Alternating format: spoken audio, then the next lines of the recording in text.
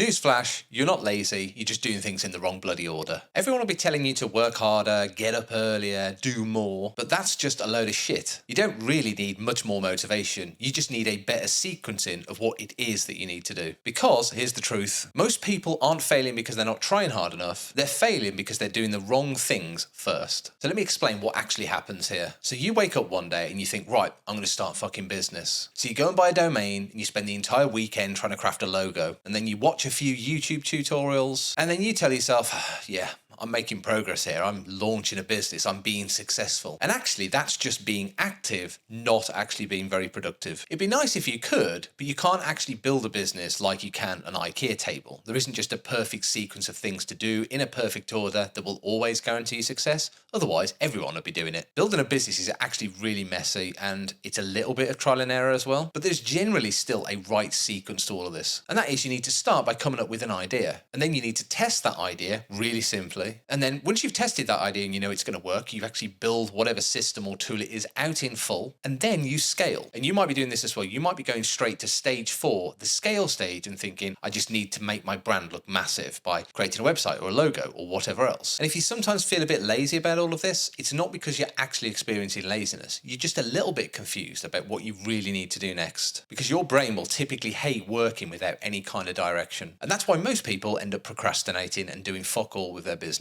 And it's not really a real weakness, it's just feedback from your brain. Because your brain's really saying, I don't know where to start. And I've learned the hard way doing this myself. I've spent 12, maybe 16-hour days doing stuff thinking, man, I'm being productive, I'm getting all my social media accounts set up, I'm building a business, I'm being successful. But the reality is that was never getting me any results. I was just sitting there with like loads of tools and thinking, wow, I'm so far forward in my business. And I had absolutely nothing to show for it. And I found that I didn't really know what I was offering, what my whole solution was. I just hadn't got all that thought out. So I just completely flipped this narrative on its head and thought, I can probably break this down into some much simpler steps. And there's 3 simple steps that you can do as well. Step 1 is to start thinking about you and not a product. So what is it that you can offer? What skills do you have? What knowledge and expertise could you give to someone else? And what could you do for hours and hours on end without wanting to quit what it is you're doing? That effectively becomes your foundation. And then you move on to step 2. And step 2 is more about the person that you might be serving. So you start to think about, well, who is it and what's my target audience? I.e., who's the person that I'm looking to solve a problem for? And you should really boil this down at step 2. So this shouldn't just be everyone. You should target someone who has a problem, because then your offer's more likely to be in line with that, and you'll actually give them the success they want rather than thinking you will and then finding out that you won't. So then you've got you and you've got the person that you're serving. So step 3 is simply the offer. What is the simplest thing that I can offer them as a product or a service that solves the problem that they have? And if you tie all these 3 together, you've got a perfect business setup. And remember, still at step 3, we're still not talking about product.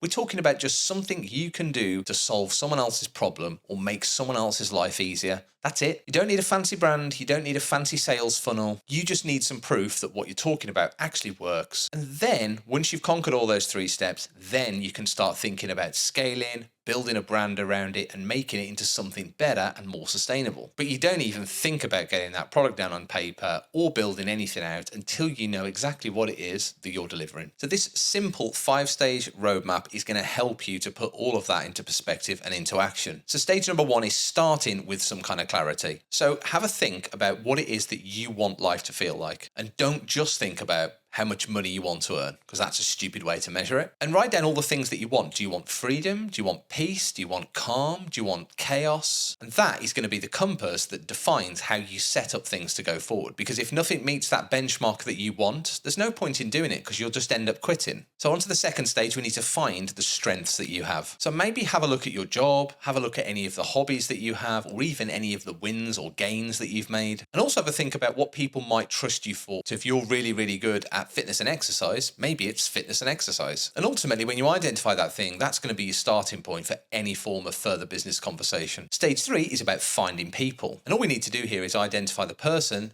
who needs a problem solving that matches the skill set that you're offering. Just remember that there's always going to be somebody out there who's going to want a leg up, who's going to be a step behind where you are on that journey, and they're going to need help. And they're going to want to pay for it to get it quickly. The most important thing to remember here is you don't need to be the best person at doing this ever. You just need to be useful and helpful. So moving on to stage 4, you need to build your offer out. So you should be defining one really simple solution for one really simple problem. Forget about the logo, forget about the branding, just think about the proof of concept. How do you prove that your solution solves that person's problem? And that is all you need. Get that down, that becomes your offer. And so finally, on stage 5, all we need to do is build the bloody system. You've already got all the blueprint down for it. So all you need to do now is scale it and actually turn it into a real business and an idea. Now you've proved that it works. Now you know who you're going after, and now you know what it is you can offer and what problem you can solve. And at this stage, this is where you'd be doing things like automating stuff or simplifying stuff or hiring someone to help do these things. Because ultimately, they'll just be on rinse and repeat at that point, and you can focus on building other things out with your business and coming up with new offers, new ideas, new solutions, and everything else. It might seem strange to think about these stages, but trust me, from personal experience, it's the right order to do things, and it's the only way you'll have quick success without wasting loads of time. The important thing to remember here is you're not really lazy, you're not really overwhelmed, you're just stuck in your tracks and not knowing what to do next. And this isn't really a productivity hack at all. This is simply doing what makes sense to do next. Trust me when I say it, this sequence will make sense for your life because it allows you to test and ideate without having to spend loads of time trying to stand up a full-scale business before you even know whether that idea or that business could even work. And if you implement it this way, you can stop actually beating yourself up about not being as far ahead as other people, because everybody else that's launched a successful business has done exactly this. So sort out your order, get clarity on what it is you're doing first, then take some action. And if you follow the stages and steps I've outlined in this video, you will build momentum, you will move things forward, and you will do so much quicker than you anticipated. That early test and ideation phase is the only way that you're going to get moving quickly on something, prove it works, and actually launch a business based on it. And if you found any value in this, consider following, because I talk about this shit all the time.